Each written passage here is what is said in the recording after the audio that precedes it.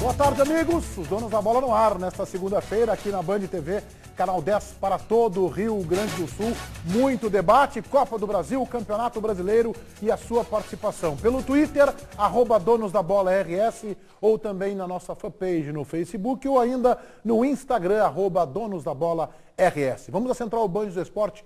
Lá está o João Batista Filho e as suas primeiras informações. João Batista, boa tarde. Tudo bem? Boa tarde, Meneghetti, para todos que estão nos assistindo. Olha só, sobre o Grêmio, a reapresentação é hoje à tarde. O grupo de jogadores não poderá contar com Pedro Jeromel, que volta aos trabalhos, mas ele não joga na quarta, já foi dito isso pelo técnico Roger Machado.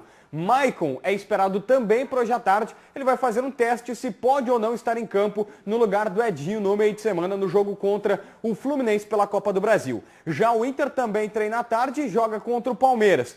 Sacha, D'Alessandro e Vitinho, pelo terceiro cartão amarelo, estão fora. A boa notícia é que tanto Rafael Moura quanto Lisandro Lopes serão liberados esta tarde pelo departamento médico. Um dos dois deve jogar no ataque ao lado do Valdívia. Meneghetti. Obrigado, João. O Internacional perdeu mais uma no Campeonato Brasileiro, desta vez para o Santos, na Vila Belmiro por 3-1. E o repórter William Lopes nos conta a história do jogo.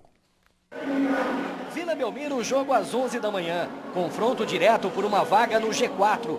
As duas equipes bastante desfalcadas por lesão e suspensão. Estamos trabalhando com as armas que a gente tem, né? Claro que a gente, em algum momento, nem é poupar, né? Você tem que colocar o que tem de melhor no momento. A palavra certa não é poupar.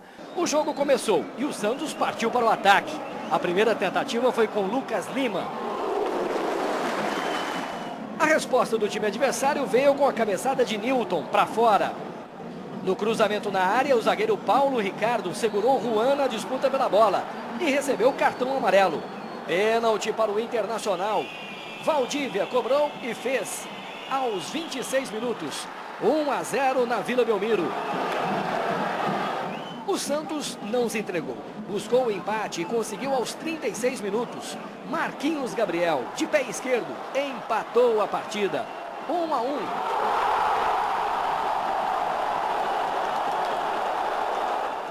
A pressão santista continuou. Boa chance nos pés de Gabriel, mas o chute saiu fraco. No finalzinho, a última oportunidade do primeiro tempo. Zeca fez a jogada e Nilson, em posição duvidosa, desperdiçou. O jogo era muito equilibrado, principalmente no primeiro tempo, né? A gente conseguia tocar a bola, nós conseguíamos chegar com o Anderson, chegar com o Vitinho, chegar com o Valdívia, envolver o adversário, segurar essa bola. Conseguimos controlar o jogo e ter uma posse de bola.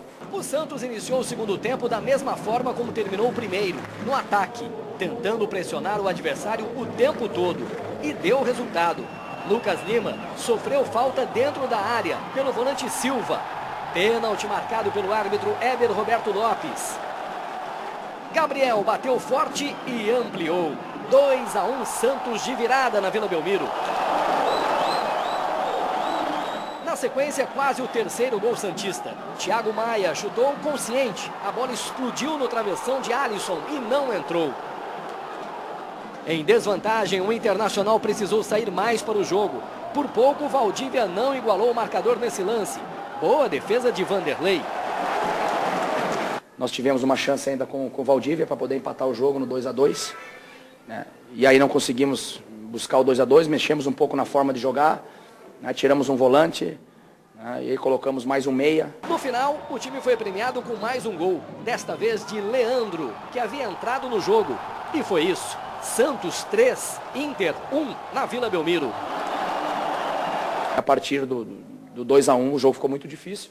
Não tivemos mais aquela força para ir buscar o resultado de empate. A gente sabe ainda que a equipe está com um déficit físico muito grande. E a gente viu hoje isso. Foi notório, principalmente nos 10 minutos finais. Isso dá para se ver muito, que a nossa equipe não tem uma preparação física ideal, e a gente sabe disso. Não podemos reclamar muito não do que aconteceu na partida, até porque a gente também teve chance. Faltou um pouquinho mais de capricho para a gente matar o jogo também.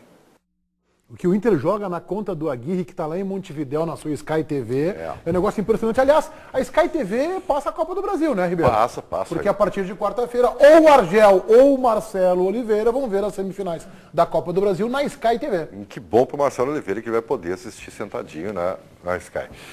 Agora é a vez do Minuto Sky. Quer assistir ao vivo aos jogos do Brasileirão? Ou quem sabe ter acesso a filmes, desenhos, documentários. Então, ligue agora mesmo para a Sky e peça a oferta Sky, leve mais e pague menos. É a sanfona, leve mais e pague menos, pague mais e pague menos. Falando em leve mais e pague menos, Marcelo Gama, essa promoção termina hoje? É isso mesmo, Marcelo. Boa tarde, senhor Ribeiro Neto. Boa tarde, meu amigo, minha amiga, é verdade, né? Olha, infelizmente o que é bom dura pouco. E hoje é o último dia para você ligar. O telefone está aí na tela. Para levar a grande promoção, leve mais e pague menos. Leve mais e pague menos. Sabe por que leve mais e pague menos? Primeiro lugar, porque vai um decodificador adicional isento de mensalidade. Você terá aí na tua casa, em qualquer lugar do estado, 2 decodificadores com uma só mensalidade. Ó, leve mais, pague menos. Leve mais e pague menos, sabe por quê também? Porque tem Copa do Brasil, Brasileirão, tem, olha, jogos no mundo todo, gente. E mais, hein? Quem ligar hoje, até as 2 horas, olha que notícia boa, vai garantir o Gauchão de 2016. Ribeiro, já vai garantir o Gauchão de 2016. Essa tem título! É bom demais, né? Leve mais e pague menos. E um detalhe, gente, ó.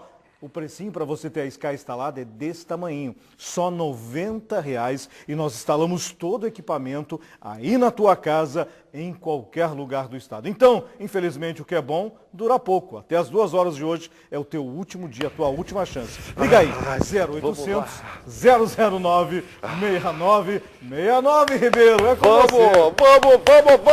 Vamos, tchê. Então tá aí a tua oportunidade de pagar só R$ 90 e receber em casa a Sky totalmente instalada, com um decodificador. Essa se assim desejar. Sky, leve mais e pague menos. Leve mais e pague menos. Ligue 0800 009 6969 e peça informações. Oferta válida para cartão de crédito, hein? 0800 009 6969. Sky, é você sempre à frente. O Ribeiro, termina hoje a promoção da Sky? Sim, às então, 2 da tarde. Além do Marcelo Oliveira e do Argel, tem do outro lado lá o Roger ou o Eduardo Batista. Roger. Qual deles tem que fazer o pacote da Sky hoje? Eu tenho que me manter coerente pelo menos até o final da rodada, né? Roger, desculpa, tá? Mas vai te preparando. Acho que ele já faz o pacote hoje. Dentro do esperado, né? A derrota do Internacional. O que me surpreende é a leitura que faz o jogo o técnico colorado do Argel, dizendo que o jogo foi equilibrado. Isso Segunda que me surpreende. vez.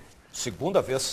Ele já o resultado para mim normal. Jogo contra o Palmeiras, ele fez uma outra leitura da partida. De repente pode ser por preservar o grupo, não querer criticar em uma determinada situação. Autopreservação, né? Pode ser. É que ele faz uma leitura do jogo que não condiz com o que todo mundo vê. Sabe que eu vou dizer assim, o que mais me surpreendeu, eu acredito no Inter, tanto é que eu tenho uma convicção de que talvez seja uma das poucas pessoas no planeta Terra que acredite que o Inter vai passar pelo Palmeiras na Copa do Brasil. Mas assim, é que o Internacional, e aí eu vou tentar argumentar já pensando nesse jogo. O Internacional, eu acho que é um eletrocardiograma de resultados, embora eu tenha que admitir que ele é muito regular em desempenho, ou seja, ele está jogando muito mal. E o fato é que não é jogar mal por tecnicamente estar mal. O que falta para o Internacional, e talvez seja a grande dificuldade do Argel, e se viu mais uma vez o jogo desse domingo da manhã, é que não tem mecânica de jogo. O Internacional não tem jogo jogado. Não tem. Sabe o que é o beabá do futebol, Beneguete? Assim, Então ele pega a bola e não sabe o que fazer com ela. Exatamente. Tá claro coisas assim, por exemplo, que o Roger tem no time do Grêmio, claro, ele tem uma desenvoltura, ele trabalha com táticas modernas, né? Linhas avançadas, toda aquela transição e tal. Mas ele tem uma coisa que é o beabá do futebol, que é triangulação, que é combinação de jogada. Toca, pede, recebe. Mas ele tem quem faça isso, São né, coisas Ribeiro? básicas ele que tem o Inter não está tendo, sabe? Então, eu não sei se é porque o Inter não tem pouco tempo de treinar, ou se o Argel ainda não pegou a mão ainda para fazer esse time ter uma mecânica de jogo. Tenta na próxima respiração. E isso aí realmente, sabe, choca, porque tu vê que o Inter faz uma Deixa eu perguntar pro Chico só esse lance de pênalti. O Chico foi pênalti? Pra mim foi, o Meneghetti. Eu sei que é discutível, tem muita gente com opiniões contrárias, mas eu acho que o Silva chega completamente estabanado na jogada e acaba derrubando o Lucas Lima. O Weber estava bem posicionado. Os dois pênaltis para mim, tanto do Paulo Ricardo no Juan quanto esse aí, foram bem marcados. Para mim não tem discussão, mas eu entendo que o lance, eu entendo que algum árbitro poderia não dar, poderia entender como choque normal. Mas para mim há um prejuízo, claro, né? O Silva chega atropelando ali, o Lucas Lima quando está dominando a bola e acaba derrubando ele dentro da área. Para mim foi. Aí o Leandro, ex-Grêmio, fez o terceiro gol. Até isso acontece. Eu até cheguei. Primeiro gol dele com a camisa do Silva. A pergunta do Meneghetti foi pro Chico Garcia, que é o nosso especialista de arbitragem. Eu cheguei até ontem na jornada, não divergindo do Chico, que é a autoridade em relação à arbitragem durante a transmissão não da rádio. Não tem nenhum problema divergir. Eu cheguei até a dizer, é um pênalti à brasileira, porque na Europa esse pênalti não seria marcado. Há um desequilíbrio, o gramado estava escorregando na Europa demais, nem o do Juan, nem o do Inter seria marcado. Eu não divirjo de você, mas eu acho que não foi. Eu acho que foi. Tá bem. Eu acho que foi. Eu acho o lance muito duvidoso. Muito Não, duvidoso. ele é mesmo. O gramado Eu não estava marcaria. escorregadio. Ele escorregou. Eu não no marcaria, gramado. mas o lance é duvidoso. Dá a interpretação para marcar assim. Agora, também é o seguinte, né? Eu concordo com vocês de que o Argel faz uma leitura equivocada e o problema é o exagero. É claro que a gente não espera que o treinador chegue ali e diga assim, meu time foi mal de novo, o fulano e Beltrano não jogaram bem. É claro que nenhum treinador no mundo vai fazer isso, embora alguns fazem e a gente critique porque acaba expondo o grupo. O problema é o excesso, né? Jogamos uma bela partida, enfrentamos de igual para igual o adversário. Isso não, né? Aí é um pouco forçar a nossa inteligência. Mas aí... Chico, de repente é o seguinte, é que isso aí no Figueirense é aceitável. Aí é que tá. O Renato fazia isso de vez em quando no Grêmio. Também. Renato fazia isso. O Grêmio E era fazia criticado partidas por isso. ruins. Lembra daquela eliminação do Grêmio? Foi para o Atlético Paranaense, acho que foi na Copa do Brasil. Ele chegou lá no treinamento e o time bateu palmas. Aí todo mundo, o que houve? Palmas pro meu grupo, que é excepcional, que é maravilhoso. Logo depois o Grêmio foi eliminado. Então, o Renato tinha essas jogadas internas e o Argel, ele expõe uma análise do jogo que está muito distante. Não é nem que não condiz com a realidade. Está muito distante, vai na contramão. Mas eu acho que a gente tem que fazer uma ressalva que é necessária, é a questão da realidade, de que ontem o time que ele tinha para botar em campo, primeiro, ele escalou o Anderson, que era um pedido nosso, do torcedor, uma exigência do clube, talvez até, para que ele tivesse a oportunidade desde o início. Não deu resposta. Ele escalou de novo uma equipe muito desfalcada, ele não tinha já os desfalques garantidos, né, que é o D'Alessandro, o Sacha, enfim, e também perdeu jogadores. Agora, tem uma coisa que eu não entendo. Ele depois na entrevista coletiva chegou a dizer que os titulares dele, alguns não jogaram, enfim, e ele cita o Hever. Não tem nenhum problema se ele considera o Hever o titular dele. O que eu não aceito é o Juan ser reserva desse time do Inter. Para mim o Juan, tecnicamente, ele está no nível hoje do D'Alessandro, do Valdívia, entre os principais jogadores do time. Bom, se ele jogou ontem, porque ele está recuperado. E se ele está recuperado, ele tem que jogar. Então, mas ele não estava jogando, ele jogou ontem. Tá, né?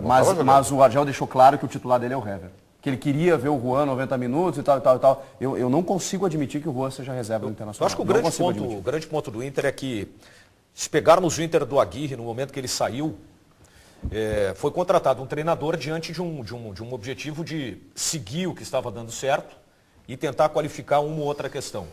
O Argel está sofrendo o mesmo problema do Aguirre não contar com alguns jogadores. O problema é que eu não vejo o Internacional em evolução. Muito pelo contrário. Mas o Inter, é difícil, o Inter time de como ontem time... é inédito, né, Daniel? Pois é, mas nunca tinha jogado. Tudo bem, mas se tu pegar o time do Internacional hoje, como time, ele regrediu. Não tem uma ele ideia regrediu. O Roger, às vezes, não tem um ou outro, falta um. Agora o Roger jogou também sem 4 ou 5 jogadores. Fez uma sequência aí. Mas tu vê uma forma de jogo, no Grêmio, e independente de quem entra, não altera a maneira do Grêmio jogar. Exatamente. O Internacional, eu não consigo ver o Inter evoluir como time. Sabe quem são os articuladores do Inter? Os zagueiros e o goleiro. Pô, vem cá, o Internacional tá jogando, gente, como time pequeno. O Inter não entra em campo para ganhar, ele entra em campo para não perder. E esse troço de tu fazer ligação direta com o zagueiro é coisa de time esculhambado. É que talvez esculhambado seja um tema forte, mas eu acho que é a realidade. O Internacional é esculhambado. Eu acho que ele não é organizado como mecânica de jogo. Não é mesmo, tá? E uma coisa eu vou admitir. E está aqui uma pessoa que tem várias restrições ao trabalho do Diego Aguirre. Muitas, inclusive. Mas o Inter tinha uma forma de jogar. Isso aí eu não vou tirar do Diego Aguirre. Eu só acho que ele tinha uma forma de jogar. E o Inter ainda não tem uma forma de jogar. O problema do Aguirre, na minha opinião, foi a questão da preparação física. É isso aí. Eu acho que ele teve problemas, ele demorou, não sei nem se ele enxergou que a preparação física, o modelo dele não deu certo. E a perda de jogadores também por conta disso, num momento crucial. Agora, eu só acho que a responsabilidade... Não, mas por conta de pancada. Ele perdeu o Alessandro, ele teve uma lesão no dedo, porque ele não é preparação física. Verdade. O Sacha também, o Neymar também. E as convocações. Eu acho que tem a questão da preparação física, que o time perdeu o ímpeto na decisão, no final dos jogos, e também tem a questão das circunstâncias que fizeram com que ele perdesse jogadores importantes. Agora, eu só acho que a responsabilidade do Argel, nesse momento, ela tem que ser colocada numa porcentagem razoável. Eu não posso colocar só na conta do Argel, que tem 12, 13 jogos aí, está há 40 dias. Embora o time não esteja numa evolução, não esteja jogando bem, e isso é fato, a gente está comprovando. Só que ele não teve peças também. Eu acho que se a gente ressalva o Aguirre, e eu faço essa ressalva especialmente, de que eu não posso recriminá-lo pela eliminação na Libertadores por conta da perda de jogadores, primeiro, o time do Aguirre tinha Nilmar e Arantes. Esse time não tem. Ele perdeu da Alessandro e Sacha. Ele perdeu Alex e Dourado para esse jogo. São perdas significativas. E aí ele aposta no Anderson, que todos nós pedimos, e o cara não dá a resposta. Não, isso aí eu acho que a responsabilidade dele tem que ser assim, o time não está jogando, não está, mas agora ele tem problemas. Eu vou tentar fazer. Isso aí eu levo em consideração, só que eu não tô, infelizmente eu não estou vendo nada no time do Inter. Eita, eu estou com o Daniel. Pô, eu não estou vendo nada diferente. Se o Nacional pega a bola, Chico, esse é que é o negócio. O Nacional é um time que se propõe a tentar marcar e nem sempre consegue. Mas quando pega a bola, parece que não sabe fazer com ela. Não, é só individualidade. Não sabe trazer com ela. É só a escapadinha do Vitinho, do Valdívia, um chute fora da área do Alex, que tem talento para isso. E essa crítica tem que ser feita ao Argel, mas é fato que ele está sem material. A mim parece, eu vejo dois aspectos que considero relevantes a gente observar.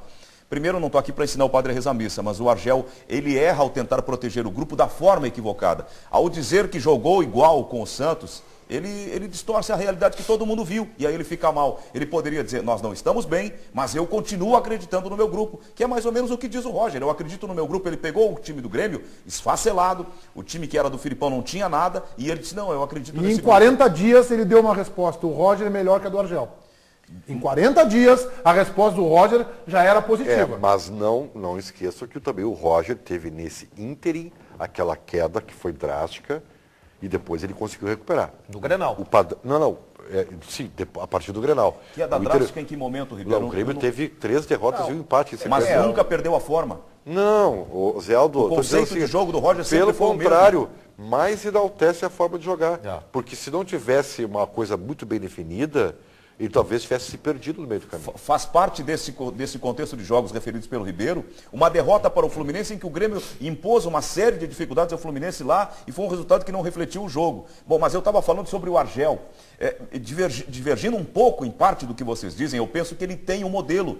É que o modelo do Argel é um modelo pobre. É um modelo ultrapassado, é um modelo muito singelo de jogo. Quando ele pega times mais organizados, com um modelo mais atual, de ocupação de espaço de forma mais compactada, aí aparece essa singeleza do futebol do Inter, que é setores estanques. Os zagueiros ficam na defesa, os caras do meio campo ficam ali, os atacantes na frente. Não há interação de grupos. Eu falava isso na rádio antes. Ontem o Juan roubou a bola por antecipação, que ele é talentoso nisso, e ele chegou no meio campo e largou a bola. Ele tinha um espaço imenso para progredir. Ele não foi porque ele sabia que não ia ter ninguém cobrindo o lado dele. Então, essas coisas que faltam no Internacional atual. Por isso que parece que ele não tem modelo. Eu não sei se o Argel tem alguma experiência como auxiliar técnico em clubes de primeira grandeza. Como o Roger, por exemplo, teve no próprio Grêmio. E até interinamente o Roger disputou um Grenal e ganhou no Beira-Rio o Grenal. Eu acho que não, mas porque o Argel começou a carreira do Kleber. No Mojimirim, levado pelo Pois Machado. Eu acho que isso faz falta para ele. O Tostão fez uma crítica que está repercutindo intensamente nas redes sociais, dizendo que o Argel é um técnico jovem com ideias antigas. Está dizendo que são ideias ultrapassadas e tal, está dizendo isso. E isso que o Zé Aldo está fazendo referência agora. Que o modelo, o conceito tático do Argel na leitura do Zé Aldo, e eu concordo em parte, é um modelo antigo, assim, parece que está vendo o modelo... Por exemplo, o Argel ele joga confete nele mesmo quando diz assim, porque eu trabalho com aqueles jogadores que não estão convocados para o jogo. Então o Inter joga numa quarta-feira, ele vai lá para o Beira-Rio, pega quem não está relacionado, passou 5 ou 6 coletivas fazendo referência a isso. E ele é trabalhador. Só que, será que é função dele fazer isso? Será que isso é foco? Ou será que o melhor não seria ele estar na quarta-feira de manhã na concentração com os jogadores pensando no jogo e no adversário? Então, o Argel me parece aquele sujeito que acha que trabalhar muito é trabalhar bem. E às vezes não é isso que se quer. Às vezes o que se quer é que se trabalhe bem. Então é legal isso aí. Ele vai lá, dá atenção a quem não está relacionado para o jogo, ele faz isso também no pós-jogo, tá? Então daqui a pouco o Abel, o Muricy, o Tite não estão no hotel, na concentração, no dia depois do jogo não estão no Beira-Rio, ou na Arena, enfim, ou nos tempos do Olímpico. Tá bem, é interessante isso. Mas será que é prioridade? Será que é o foco? Será que esse não é um modelo de quem quer mostrar, que precisa se afirmar, dizendo que é trabalhador, mas daqui a pouco o que a gente quer ver é o time internacional sendo proponente, sendo protagonista, indo para cima do adversário, e a gente não vê mais isso. Com o Aguirre se via isso. Às vezes chegava de forma trabalhada no ataque, jogava 45 minutos, não jogava o resto do jogo. Tá bem, todos os erros nós já vamos tentar pegar e linkar assim. Por que contra o Corinthians o futebol do Inter foi intenso, foi proponente, foi tanto assim, né? Foi vistoso. Não, o Inter jogou bem. Acho que o Inter jogou bem aquele jogo, sim. Jogou bem, foi sim. Tanto assim. Jogou bem. Por quê? Porque era só por a questão anímica, da rivalidade? O primeiro aspecto. Não, né? Eu acho que tem alguma coisa para tirar mais. Às vezes é a responsabilidade do atleta. E aí eu estou com o Chico, eu não vou colocar tudo na conta do Diego Aguirre. Eu também acho, concordo com vocês. Agora, eu fiz uma pesquisa aqui, a gente fez um exercício, né, Zeldo, no apito final da Rádio Bandeirantes, o seguinte, eu gostaria que me refrescasse a memória qual foi o último gol que o Internacional fez numa jogada do lateral na linha de fundo. Foi na 22ª rodada, no dia 2 de setembro, contra o Vasco da Gama. O Inter não faz gol assim, um negócio impressionante, os laterais não vão para o fundo e cruzam. O William para Newton. O William cruzou, o Newton fez o gol. Pô, é uma alternativa zagueiro básica na linha de fundo não vale, não tem estatística? Não vale. Paulão, né? Paulão teria o Vitinho e tantos outros, né? João Batista, Central Band de Esporte. Tem uma piada interessante aqui que surgiu agora do José Rodrigues, Meneghetti, está dizendo o seguinte...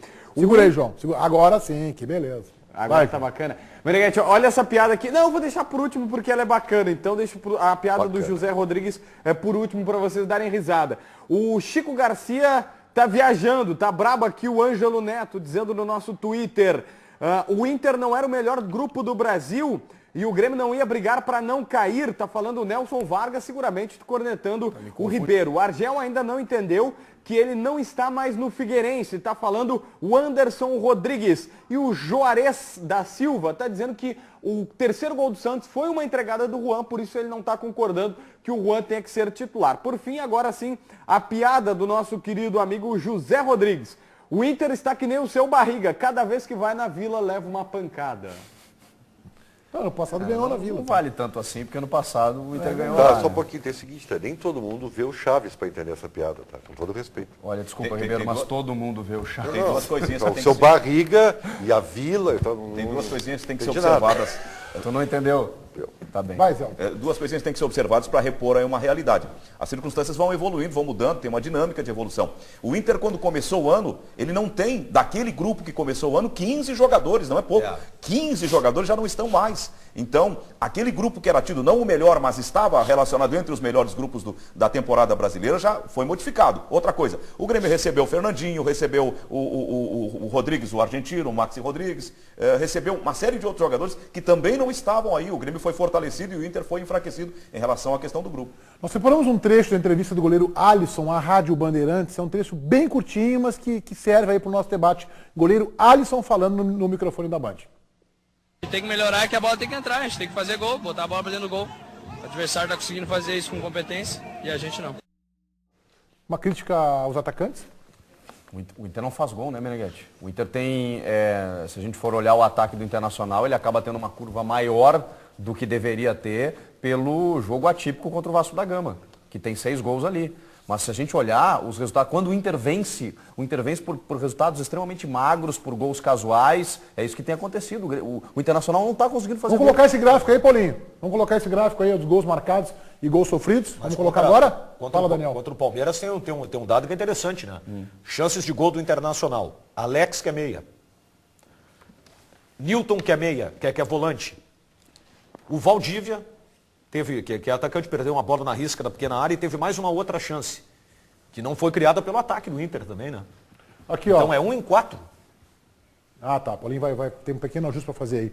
Mas é que o Inter precisa agora marcar pelo menos um gol contra o Palmeiras. Mas tu sabe o seguinte, ó, é que agora é difícil analisar com projeção, porque não vai mudar, na minha opinião. O Nacional vai ser desse jeito até o final. Eu não vejo possibilidade. E assim que tu vê o Inter campeão da Copa do Brasil. É, porque se fizer 1-0, consegue. Tem 10 dias agora. Tem a parada e a preparação física, assumir um compromisso de recuperar o aspecto físico. físico. Preparação física, mas eu digo bola mesmo. Mas Ribeiro, olha só. Acho difícil. Seguindo o teu raciocínio, se o Inter, acaso, vença o Palmeiras e pega 10 dias e para e recupera fisicamente, ele ganha confiança e aquela camisa é do Inter. Tá, tudo bem, Oswaldo. Aí daqui a pouco cresce. Ganha confiança se o problema fosse só físico. O problema do Inter não é só físico. Não é só isso. É de organização Pelo de time. contrário, o Inter se desgasta mais porque não sabe jogar. Claro. Se eles tivessem um jogo certinho, ele se desgastaria menos. Né? Perfeito. E assim, ó, eu nem me preocupo muito, porque o Internacional realmente não faz gol. Eu me preocupo que o Inter não cria para fazer gol. E porque mesmo assim perder vai passar pelo gol, Palmeiras. o Grêmio passou um bom tempo aí perdendo muitos gols, mas estava criando. Então, uma hora que encaixou, o Grêmio começou a fazer gol. Mas vai passar. Então, o Internacional não cria para fazer gol. Mas vai passar. Porque uma bola é o suficiente. Beleza. Uma bola é o suficiente. Beleza. Isso aí tem que fazer o gol e não tomar Às vezes nem precisa fazer o gol, o adversário pode fazer. Faça metade do que fez na Vila. Tu acha que o Inter é melhor que o Largou na Fluminense? frente e tenta segurar o jogo, só isso. Não, hoje o Inter não é melhor que o Fluminense. Ou então tu estás dizendo assim, que o Inter passa pelo Palmeiras, ou o Fluminense ganha do Grêmio e o Inter morre pro Fluminense. Não, o Inter, se passar pelo Palmeiras, vai para a final. Ele já disse aqui que é final Inter e Vasco. O Vasco ele já começou. Não, o Vasco eu já... Tá meio difícil, né? Vamos ver aí. Gols marcados. O Internacional, no quesito gols marcados, está à frente só de quem está lá embaixo na tabela. Ele fez 28 gols. E tem aqui 6 só num jogo. 6 só no jogo. Se tirar a goleada pro Vasco da Gama... O mesmo ataque. Mas vamos lá. Tá aí, não fez os gols. Então tem que ser considerado. Está na frente de Goiás, Figueirense, Curitiba, Chapecoense, Joinville e Vasco. Ou seja, quem está lutando pelo rebaixamento. O Palmeiras, por exemplo, marcou 21 gols a mais que o Internacional. 21 gols a mais. Mais um ponto que leva a crer que o Inter passa pelo Palmeiras. O Grêmio tem 42. O Grêmio tem 42. Impressionante. 14 gols a mais. Impressionante. Daniel também é Bom, cruel. mas nos gols sofridos, o Internacional tá bem, tá ponteando. Tá na primeira página. Tá super bem o Internacional nos gols sofridos. Entre os 9 primeiros, quem mais sofreu? Tá com 31. Olha O Palmeiras, qual é a colocação que tá, Paulinho? Por O favor. Palmeiras também sofre muito gol. Mas o Grêmio, por exemplo, tem 5 gols. Claro que aqui o Internacional tem o prejuízo do Granal, que também distorce um Também. pouco. Claro. Eu não sou Tá, aqui mas do o Granal, Palmeiras é o melhor marcado. Eu quero saber 31 sofrer. também, tá empatado com ele, 31 também. Mas olha a curiosidade, o Corinthians é o que mais sofre gols. A diferença Não, o que menos sofre. Não, é o que menos. Tá, mas o saldo do Palmeiras é de quanto? 31 para 49? Salto do Palmeiras Corinthians é... 18 e o do Inter 18. 18, Normalmente os campeões são as melhores defesas. Não, né? o saldo do Especialmente Inter é menos 3. Em equipes bem organizadas. Menos 3. Não é menos 2, menos 3. É, mas o Curitiba E aí o Internacional vai passar por esse Só que é o Palmeiras. seguinte, Vai né? ser, aliás, eu vou dizer, Ribeiro, vai ser uma barbada. Vai ser uma barbada. Tá aqui, os números estão mostrando. Vai ser uma barbada. Pode dizer o seguinte, o Curitiba é o terceiro que sofre menos gols e está lá na rabeira da tabela. Então, isso aí diz alguma coisa, mas não diz tudo. Não, claro que não diz tudo, que diz tudo é a bola que tá jogando no Internacional. E também é subjetivo, porque pode classificar sem jogar bem. É comovente. É comovente. Não, mas olha aqui, É comovente. Olha, Para não dizer que é deprimente, tu diz que é comovente. É difícil, mas o Internacional jogando mal contra o Palmeiras teve chance de ganhar o jogo, gente. Não elimine o Internacional. Claro. Quem Não vai elimine. eliminar vai ser o Palmeiras. Não somos nós aqui. Quem vai eliminar vai ser o Palmeiras. não, mas Olha, assim, eu tô com o Ribeiro Neto. Esse não é jogo jogado pro Palmeiras, hein? não é. Mas não é a lógica. Não é jogo É jogado pro lógico que Palmeiras. final da Copa do Brasil, 2 clubes da mesma irlandesa. Não tem jogo jogado. Ainda mais com o Não, resultado mas, empatado, mas né? há uma diferença de time, né, Meneghetti? Sim, o Palmeiras é melhor. Claro, e o grupo também. E o técnico é mais experiente. Só comparar o banco de reservas Joga que o em Inter casa, teve. o técnico é mais experiente. Ah, mas não é jogo Entendeu? jogado pro É que eu Palmeiras. vejo um dado mortal. O Inter fora de casa nesse ano tem imensas dificuldades. E piorou mais ainda depois que chegou o Argel. Os jogos fora de casa para o Inter são uma espécie de jogo, um filme de terror. O Inter não consegue suportar o adversário jogando na casa do adversário. Quando ele joga em casa tem o amparo da torcida e tal, mas fora de casa não consegue. E o jogo é fora. O Palmeiras não jogou bem contra o São Paulo, né, no final de semana. Mas talvez por estar focado na Copa do Brasil também. Vamos lá, Chico. Olha só, você presta atenção, tem o carro financiado, está pagando juros, prestações altíssimas por conta dos juros bancários? Vamos resolver isso, né? O Rafael da Simon Consultoria está aqui, tem a solução imediata para você reduzir essa prestação pela metade. Fala, Rafael, boa tarde. É isso mesmo, Chico, pela metade. O recado vai para você que paga um carnê gigante do seu carro e as prestações não cabem mais no seu bolso. Se está com dificuldade de pagar as parcelas, está recebendo ligações diárias, cobrando suas prestações atrasadas e até mesmo ameaças de busca e apreensão do seu carro, não passe mais por esse desconforto. Livre-se já desse incômodo e reduza sua prestação pela metade do valor, 50%. Basta ligar no 3012-8899. 3012-8899. Se estiver enrolado também com outras prestações, cartão de crédito, cheque especial, a Simon Consultoria também te ajuda a sair dessa. Você ainda ganha a primeira consulta gratuita, basta falar que assiste os donos da bola. Então não perca essa oportunidade. 3012-8899,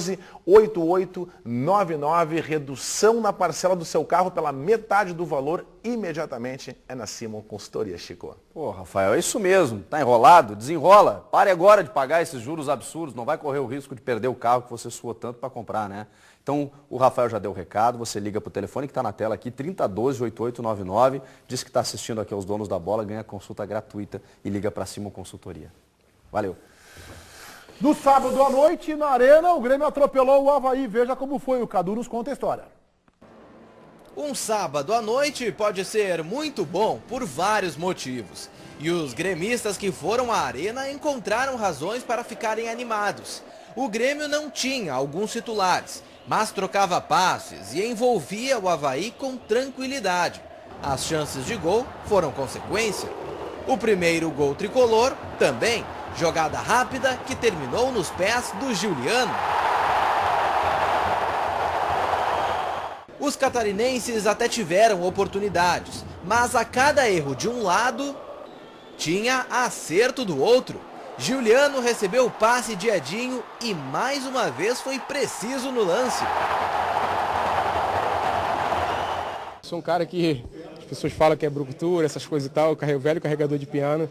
Mas eu tenho treinado bastante com o Roger, é um cara que taticamente, ele quer sempre um volante do lado da bola, sempre no campo ofensivo. E vem trabalhando muito isso, a parte tática ali, e hoje fui muito feliz no passe. O Grêmio podia ter ido para o vestiário com goleada. Marcelo Hermes fez tudo certo, menos o chute. Para a segunda etapa, o Avaí voltou mais ofensivo. Renan Oliveira arriscou de fora da área. E Anderson Lopes perdeu uma grande chance. Mesmo assim, nada que tenha preocupado o tricolor. O jogo estava realmente tranquilo para o Grêmio no segundo tempo. E até quando o Avaí marcou, a torcida gremista aplaudiu. Não é uma situação que se vê todos os dias. É que André Lima descontou para o Avaí. O atacante tem o carinho dos gremistas porque foi dele o primeiro gol da Arena. Um carinho é importante, né? Acho que foram 3 anos jogando aqui. Acho que nem eu não comprei nenhum tipo de carinho, nenhuma manifestação que vocês viram ali. Então eu fico muito feliz mesmo, saio daqui muito feliz. Triste pela gente ter perdido a partida, mas feliz pelo reconhecimento. Na hora você não quis comemorar ali o gol, por quê? Não, comemorei sim, pô. Comemorei. Mas os aplausos para o adversário pararam por aí. Nenhum outro lance empolgou tanto a torcida quanto esse golaço do Maxi Rodrigues.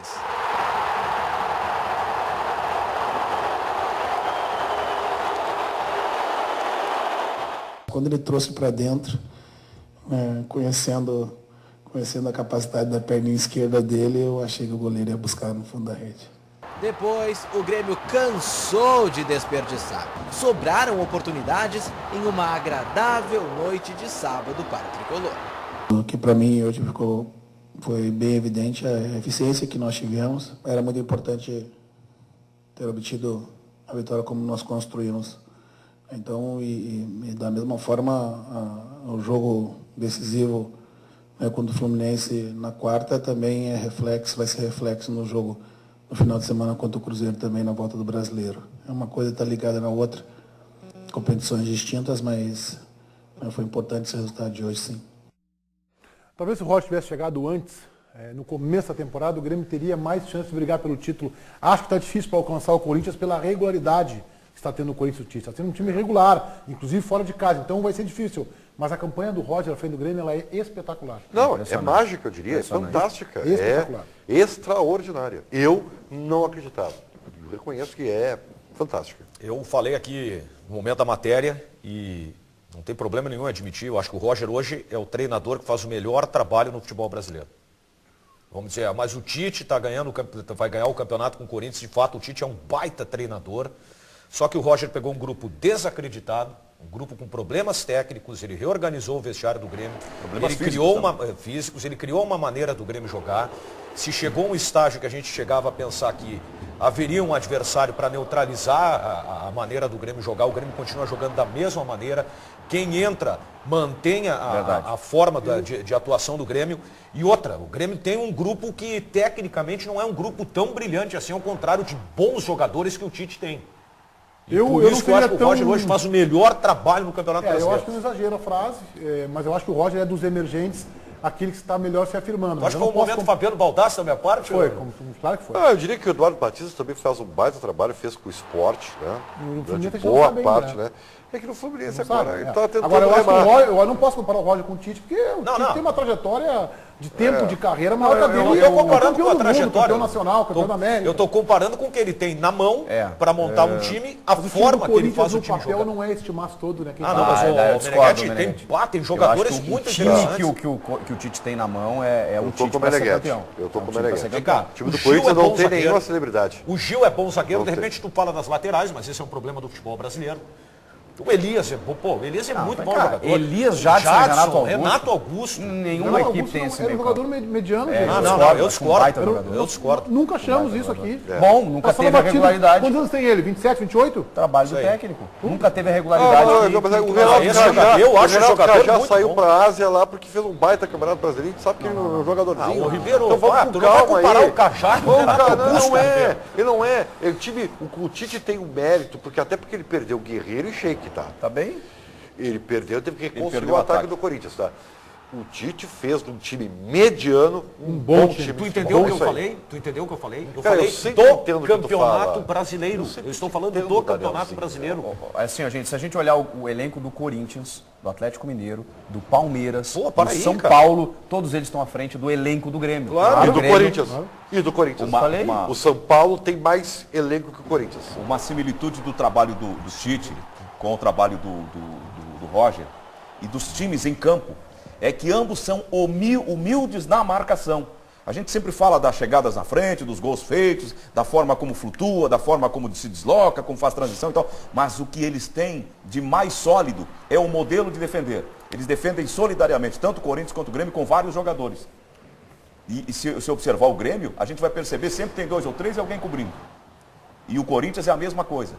E aí falam que o Corinthians joga feio. Não, ele joga simples, com solidariedade, com humildade de marcação. Um bom treinador é que faz um time modesto jogar. O Roger é diferente. Esse é um bom técnico. Eu não sei onde ele pode chegar, eu acho que ele pode chegar longe, mas se a gente olhar nesse Campeonato Brasileiro, tu tens razão, ele chegou na 3ª rodada, a gente não sabe se ele tivesse chegado desde o início e tal, mas o universo dele já é significativo. O Daniel, quando refere isso, ele perdeu jogadores, e já num grupo com limitações, ele perdeu e os jogadores que entraram deram resposta, ele recuperou jogadores importantes e o time joga futebol. A minha referência que eu falo é que não adianta o Roger chegar, não adianta ele chegar na primeira rodada, ele tinha que chegar para em janeiro, aí ele teria tempo para conhecer o grupo e até para fazer algum ajuste do grupo, de orientar a direção, de contratação. Quando ele chegou já com a coragem andando, Campeonato Gaúcho perdido, entendeu? Aí ele teve que primeiro corrigir o que foi feito. Mais mérito ainda. Publicamente, mas ele teve que corrigir, inclusive, o ambiente da arena, que não era saudável por conta do Filipão, Ranzinza, reclamando de tudo. Então, o trabalho dele começando lá em janeiro, ele teria a chance de hoje estar brigando pelo título uma condição melhor que a que ele tem. É isso que eu falo, não é pela rodada, pela 3ª, 4ª, 5ª, 10ª. Não é só por isso, é porque conheceria o grupo melhor, né? Sem dúvida. Conheceria o grupo melhor, a reação dos jogadores. Na comparação com o Internacional que a gente acaba fazendo, com toda a ressalva que o Argel chegou agora, e eu sou um dos críticos de mudar técnico em setembro, mas quando a gente olha a mecânica de jogo, a gente vê o Corinthians jogando futebol, trabalhando a bola, o Atlético Mineiro, que perdeu muito jogador também e é oscilante. Agora o Grêmio a gente vê jogando, trabalhando bola em circulação, vai para a linha de fundo, centraliza, chega o jogador para concluir, com os meias circulando ali, o Juliano, o Douglas na sua posição. O Grêmio é um cara de time de futebol. E um time com variação, tá? Joga bola. Um time com variação. Começa o Pedro Rocha na esquerda, o Juliano na direita, daqui a pouco já inverte. Né? Para alguns até o carrossel tricolor, né? Não vou chegar a esse ponto, né, o Ribeiro, mas O Grêmio não trabalho é um timaço, do Roger... O Grêmio não é um timaço, mas o trabalho do Roger, eu discordo do Daniel, ele botar o Roger como melhor do Brasil. Eu não acho melhor ainda. do Campeonato Brasileiro. Acho que ele tem condição de chegar lá, mas acho que o Tite e o Marcelo Oliveira, por exemplo, não é um passo, muitos passos. O Roger está fazendo seu primeiro trabalho. O Dorival no Santos também faz um belo trabalho. Dorival Júnior. O Dorival está na Ponte Preta, que também está fazendo um bom trabalho, mas eu quis falar do Dorival. Vejam que o Daniel fez uma ponderação importante. Ele não disse que o Roger é o melhor do Brasil. Ele disse que é o que faz o melhor trabalho no Campeonato Brasileiro com o que tem nas mãos. É uma consideração razoável. É interessante. João Batista. Olha só, Meneghetti, uma informação que a gente acabou descobrindo nesta semana é que o goleiro Marcelo Groi já está conversando com a direção do Grêmio para renovar o seu contrato. O contrato do Groi vai até dezembro de 2016 apenas. Ou seja, daqui a 9 meses, no meio do ano que vem, ele já pode assinar um pré-contrato e sair de graça do tricolor. Mas é óbvio, e eu conversei com o próprio Marcelo Groi na Arena no último final de semana, ele confirmou que a direção já conversou com ele. Disse, olha, queremos renovar e é óbvio que ambas as partes irão sentar e tentar um acordo. O presidente Romildo confirmou ao Zé Aldo na Rádio Bandeirantes que quer dar um aumento, uma valorização importante para o jogador e ampliar bastante esse tempo de contrato. O Groi até brincou comigo. O Pietro agradece, afinal de contas, o Marcelo Groi foi pai recentemente, Meneghetti. E merece ser valorizado porque é um dos melhores goleiros em atividade no nosso país hoje. Deu um problema lá no Minuto de Silêncio do jogo do Grêmio com o Avaí e nós temos o vice-futebol César Pacheco reclamando do árbitro. Vamos ver.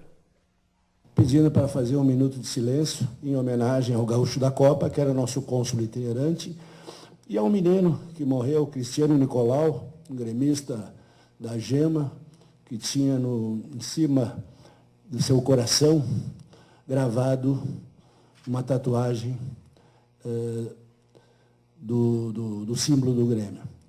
E nos foi negada esse pedido. Talvez seja para justificar o que foi realizado há tempos atrás, lá no Internacional, numa partida oficial, que não quiseram fazer, e aqui repetiram a mesma coisa, talvez para justificar, né?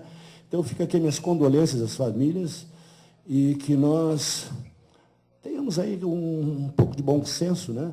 Porque ninguém ia pedir um minuto de silêncio se fossem pessoas que fossem importantes para a comunidade gremista. O delegado autorizou, mas o juiz não quis fazer. Eu não gosto muito desse modelo de dirigente que o César Pacheco, às vezes, ele encara, né? Um modelo ultrapassado do dirigente que vive falando do rival. Acho que não tem nada a ver. O que aconteceu na Arena, para mim, está descolado do que aconteceu no Internacional. Agora, eu também não entendo o que o árbitro não fez no silêncio, eu não consigo entender. Não foi autorizado. Não foi autorizado. Mas não foi autorizado. Não basta, pelo que eu sei, o Chico pode me ajudar, mas não basta o Grêmio querer. Tem que ter uma autorização da entidade que organiza a competição. Mas ela deu autorização. O delegado do jogo deu autorização. César Pacheco acabou de falar. Aí ele tem razão, só você tem que fazer relação internacional. E o mesmo vale para quando faz relação ao Grêmio. Qual foi a entidade que autorizou? O delegado do jogo, Ribeiro. O delegado do jogo tem autorização. Mas o delegado tem autonomia? Aí está. Que eu saiba assim. A federação não deu autonomia para o delegado. Mas por que a federação não daria? Não sei. Que o Grêmio não pediu? Não foi ela que não deu para o Inter? Essas relações que eu não gosto, por exemplo, quando o presidente Pífaro anunciou a saída do Aguirre, aí foi perguntado para um repórter assim, o que o senhor garante que não vai cair? No meio da pergunta, uma pergunta longa, colega nosso que faz umas perguntas longas, e aí o presidente, não, cair não é aqui, cair do outro lado. Não, cair o técnico, ele estava falando, né? Então, cair do outro lado, aí o Internacional tomou 5 no Grenal e ficou já preocupado com o rebaixamento, a possibilidade hoje está praticamente afastada, essa possibilidade, mas o Internacional ficou ali, né?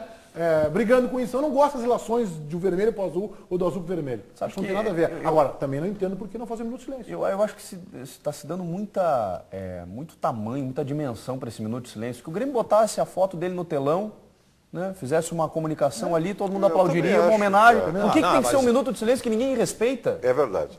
Também, eu concordo com o Chico. Concordo. A discussão até mais profunda. É que isso revela... Nós estamos granalizando o minuto de silêncio. Exato. Aqui se granaliza qualquer coisa. Não há algo que vai além disso. Existe um processo, eles chamam de protocolo de jogo, que foi burocratizado por demais. E essa burocratização do protocolo de jogo é que talvez tenha impedido que se realizasse uma homenagem merecida, singela, mas merecida, a esse que era o cônsul itinerante do Grêmio. Existe sim um procedimento que deve ser seguido e parece que tem um prazo agora até o qual se pode fazer a formalização do pedido. Mas teria outra forma, né? De fazer? Poderia ter feito essa homenagem. Ô João Batista, o Max Rodrigues hoje é o 12º jogador do Roger? Tá começando a ser, Meneghetti. Ele já está jogando, treinando muito bem. Só que é visto no Olímpico como um jogador que não tem intensidade para os 90 minutos. O técnico Roger Machado está tentando, e a gente observa isso nos treinamentos, lapidar esse jogador. Até por isso, ele fala agora de uma conversa que teve com o Maxi Rodrigues. O Max, desde que voltou, foi um desejo da gente que ele permanecesse, mas eu fui muito claro e honesto com o Max a respeito dele e da utilidade que nós gostaríamos de que ele tivesse dentro do clube. Ele saiu, teve experiência boa, né, e eu salientei para o Max que eu precisava que ele competisse mais, né, que a qualidade técnica todos nós sabemos quanto ele tem. E para que nas atividades diárias ele se entregasse, porque o reflexo viria no jogo, e para que no momento certo, quando a oportunidade chegasse, ele pudesse fazer o que fez. Ele tem sido fiel a isso, tem trabalhado muito, tem em alguns momentos ficado fora da relação por opção técnico-tática, ou às vezes a composição de banco. Eu acho que o Roger foi inteligente quando ele decidiu ficar com esse jogador. Por quê? Numa escassez de recursos que o Grêmio enfrenta, com um grupo limitado numericamente e de qualidade, dá uma oportunidade ao jogador que jogou uma Libertadores América, que é verdade que é um jogador instável, irregular, mas que tem alguns lampejos, alguns momentos interessantes na sua trajetória. Então acho que foi uma decisão acertada essa do Roger. Eu queria falar e a minha frase é a seguinte, com a palavra Daniel Oliveira. Porque tu já quer tirar o Juliano do time? Não quero tirar ninguém do time. Eu só queria que tu reconhecesse que é um jogador de alta técnica, porque o jogador que faz isso, e ele já fez 800 gols, usando uma figura de linguagem no Grêmio, olha ali, ó, a gente está mostrando inclusive, o jogador que tem essa técnica de entrar driblando e fazer gols decisivos como já fez, ele tem que ser aproveitado. Eu não estou defendendo que ele seja titular, mas que ele esteja no grupo porque ele tem um toque refinado, ele é um jogador instável em questão de temperamento, e o Roger, que já recuperou jogadores como o Edinho, inclusive, pode muito bem recuperar esse jogador é interessantíssimo, só que ele tem que ser trabalhado e lapidado. Pode falar, Daniel. Não, estou impressionado. Impressionado. Acho que é muito pouco ainda. Acho que é muito pouco. Muito pouco, tá bem. Nós estamos falando de um jogador para compor o grupo de jogadores. O que eu tô vendo do Chico Garcia é um jogador que é para ser titular do Grêmio. Não, só fez elogio para titular. Isso aí é tese riberiana, que bota na boca dos outros algumas frases que não dizem. Me permite. Tu tem caráter, tu tem caráter. Não, me permite minutos de mau caratismo, pelo amor de Deus. Tu tem caráter. Tu tinha caráter até 15 para as 2. São 14 para as 2 agora. Me permite esse minuto mau caráter, pelo amor de Deus. Não o Chico Garcia tá rasgando elogios, é um jogador comum. É um jogador de composição de banco. Tudo bem. Daniel, ele era tratado, mesmo não jogando bem, como um jogador quase que indispensável. Marcos Rodrigues é um jogador comum, tá? Que tem um bom chute a média distância e que de forma oportuna... É o que tu já falasse do Luan e do Valdívia, jogador comum. É o que tu já falasse do Luan e do Valdívia. De oportunista, o Chico Garcia é um oportunista. Tem razão. Agora ele bate bem na bola, isso é fato. Ele tem aquilo que o Tite chama de taxa de participação. Ele tem uma baixa taxa de participação, mas ele tem uma técnica diferenciada e o Chico Garcia tem razão. Decisivo na bola e faz isso. Decisivo o jogo tava encrespado, estava apertado 2-1, ele vem e faz esse Mas qual foi a decisão que teve para ele? Não para que o jogador é decisivo, mas que decisão? Não quer dizer que ele é um jogador... gente, eu quero dizer que ele entra e faz gol. Não, ele tem uma baita virtude, ele é um jogador que bate muito bem na bola. Não só isso, ele tem habilidade. De jogar, ele se movimenta. O problema é ele tá afim. Ele é um cara que tá sempre naquele chove não corrige, né? Isso tem que corrigir, porque ficou um ano para corrigir, não conseguiu corrigir. Se mexer no mental dele... Tem 22 anos, gente. 22 anos. Não, para banco de reserva está bem. Acho que ninguém está dizendo aqui que ele tem que... Pelo amor de Deus. Assim, num time que volta e meia vai perder o Douglas, vai perder o Juliano, vai perder o Luan, tem que ter ele como reposição. Me desculpa, 12º jogador é um exagero. Não, 12º é um exagero. Tá aqui, seria o 12º, tá? O Fernandinho. Pedro Rocha. Sim, o 13º também. 14º. Tá no grupo. Titular do banco. Vamos com interatividade aí, João. Eu tô pegando aqui com o Marcelo. Opa. Wilton Pereira Sampaio apita Inter e Palmeiras. E Ricardo Marques Ribeiro apita Grêmio e Fluminense pela Copa do Brasil, Meneghetti. Chico. De quem? Especialmente no Grêmio Fluminense. Porque o Ricardo Marques Ribeiro, embora bom árbitro, ele é muito instável. É aquele dos trejeitos, né? Ele é muito performático, ele enerva muito o clima do jogo. Não é o ideal para uma decisão. Esse é jogo jogado, Chico. Esse é jogo jogado. Não é, nem Grêmio Fluminense, nem Inter e Palmeiras. Inter e Eu acho que, Palmeiras aliás, os dois são jogos jogados. O Wilton Pereira Sampaio, eu gosto dele, embora ele já tenha feito algumas... O Grêmio aprendeu a lidar com a arbitragem, essa meio cheio de desequilíbrios. O Grêmio aprendeu, acho que é ruim para o Fluminense, que tem jogadores que gostam de apitar o jogo, como o Fred e tal. Pode ser. Não, o Fred não só gosta como consegue, né? Ele é bom apitador, né? Rivaliza ali com o D'Alessandro, ele é bom também. Não, ele é demais. Acho que talvez sejam os melhores árbitros do nosso futebol, Fred e D'Alessandro, são os melhores. Tem aí, né? São aspirantes FIFA ainda. Pouco erram, né? João, vamos lá. Agora sim, com interatividade, o Juarez está dizendo que o Daniel, para o Daniel, todos os jogadores do Grêmio são comuns. O Juarez, é Juarez, eu acho que é com O, tá? Mas enfim, um abraço para o nosso telespectador, deu uma cornetada no Daniel. Murilo está dizendo que o Maxi Rodrigues será o dono da 10 daqui a 2 anos, quando o Magic Douglas pendurar as chuteiras no tricolor. O Cachorro Louco está dizendo o seguinte, ó. Ribeiro era um dos que mais falava mal do Aguirre. Agora fica criticando o Argel, usando o Aguirre como exemplo. O nome dele é o Renato Colorado. Para finalizar, o Israel está fazendo uma brincadeira interessante. Ó. Se o Roger conseguir recuperar o Maxi Rodrigues, já pode assumir no lugar da Dilma em 2016. Roger Monstro. Tá bem, Roger, tá com um cartaz do torcedor. Em primeiro lugar, porque é identificado historicamente como um grande vencedor, como um baita lateral.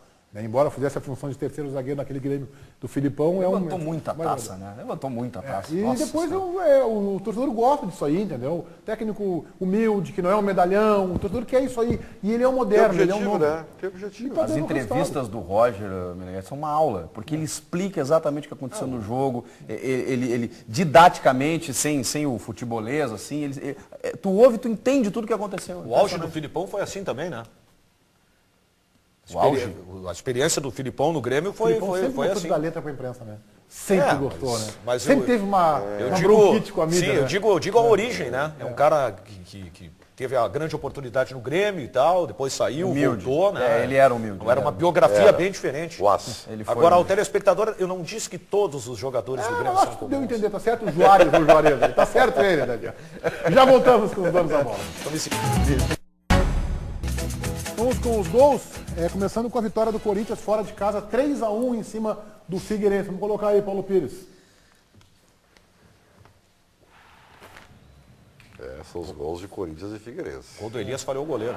Os três, o trio de ouro, como eles chamam lá, os três convocados para a seleção fizeram gols, né? O Gil, o Elias e o Renato Augusto. Uma supremacia, né, do Corinthians. Que pega agora a Ponte Preta fora de casa. E o Atlético, que eu achava que poderia tropeçar, exemplo do Corinthians, tropeçou mesmo contra o Joinville, 2-2 fora de casa. Perdeu muito gol. Em Santa Catarina. O Joinville reclamou bastante disso, né? Só o Giovanni Augusto pegou uns 3 gols na cara do goleiro. O Atlético, nossa senhora. E o Grêmio pode ser vice ainda, hein? Belíssimo gol do Thiago Ribeiro. O Grêmio pode ser vice-campeão brasileiro. Eu falei, as 2 rodadas eram importantes para o Grêmio. Essa aí é a próxima. É mesmo? O Atlético O São Paulo e Palmeiras, Clássico Paulista, empataram em 1-1 com uma lambança do Rogério Ceni. Vamos ver como é que foi.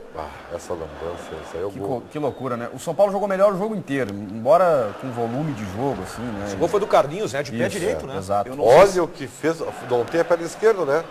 Não sei se não podemos considerar ele é goleiro, rapaz, ele não tem que ter esquerda. Aliás, é o segundo gol que o Robinho faz em Mas o São Paulo e Palmeiras. Mas ele errou o chute porque ele chutou com a perna errada, né? Então toca pra fora. Subestimou o lance, tem que botar pra lateral. Pronto, claro, esse é mais um ponto a favor da tese do Ribeiro. O Palmeiras jogou muito mal, foi dominado e empatou o jogo com o São Paulo. Então a tese do Ribeiro de que o Inter passa pelo Palmeiras, jogando mal, o Palmeiras empatou com o São Paulo. E o Osório tá assim, ó, tá numa rota de colisão com a direção. O clima do São Paulo, o Alexandro também fez uma pressão nesse lance, a bola desviou e parou no pé do Robinho, também tem isso. O zagueiro fez uma calhordice com o goleiro, ele atrasou a bola no pé esquerdo do goleiro. Acabei de dizer isso. Não, tem que botar pra lateral, e com o atacante em cima.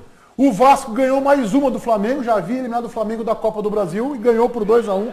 Tá em recuperação. Ganhou as duas do brasileiro. Belo jogo esse. Não, o Vasco ganhou no Campeonato Carioca, a Copa do Brasil. O Vasco hoje é o grande adversário do Corinthians. O aproveitamento do Vasco é brincadeira. O Vasco dobrou de pontos nas últimas rodadas. Um monte de pênalti esquisito nesse lance aí. Esse que ele marcou, que o Voaden marcou, achei que não foi. O Leandrão perdeu um gol na pequena área. Atlético Paranaense 1, Ponte Preta 2, em Curitiba. Caiu o técnico. Estão ali no meio da tabela e tal. Caiu o técnico? Caiu. Parece que o José Mourinho vai ser cotado, mas o Mourinho não aceitou o convite porque a responsabilidade é muito grande. Agora a gente está brincando com o Atlético. O Atlético ontem tinha 3 times jogando. O Atlético fez rodízio por causa da Sul-Americana. Ele tem um time que joga a Sul-Americana, outro brasileiro, e ele emprestou um time para o Guaratinguetá. Que espetáculo. Sport 3, Chapecoense 0. Vamos colocar aí. Sport do Paulo Roberto Falcão. Primeira vitória do Falcão. Tinha empatado na Sul-Americana em casa. Segundo jogo, primeira vitória. 3-0 sobre o Chapecoense. Sobre a Chapecoense. A gente torce muito pelo Falcão. Meteu 3, mas tomou lenha na Rádio Bandeirantes. Tomou lenha porque ele jogou com um jogador de marcação no meio de campo e tomou uns focos. Fluminense 2, Goiás 0. Fluminense, time do Ribeiro Neto, que está abraçadíssimo nessa semana. Olha o Fred aí, ó. Passe do Ronaldinho. O Ronaldinho não, ele cobrou a falta rápida. Esse é o Gustavo Scarpa. A bola foi cruzada. E aí o passe do Fred pro golaço do Gustavo Scarpa. E Cruzeiro 2, Curitiba 0. Ah. Cruzeiro respirando e saindo aí, tá em 13º já. Puxa do Ceará, hein? Baita gol. Que golaço. E chutou da sorte, né? Tá bom. Tá bem. 2 expulsões, uma de cada lado, Mano Menezes respirando. O Ceará não tem mérito, então, né? Não tem, mas é meu time. Já voltamos com os donos da bola.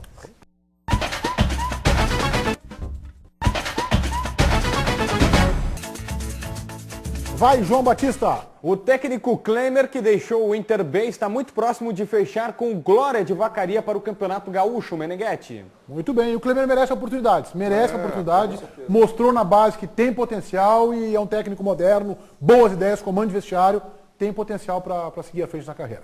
Voltaremos amanhã, 13h, com todos vocês, uma excelente segunda-feira. Tchau.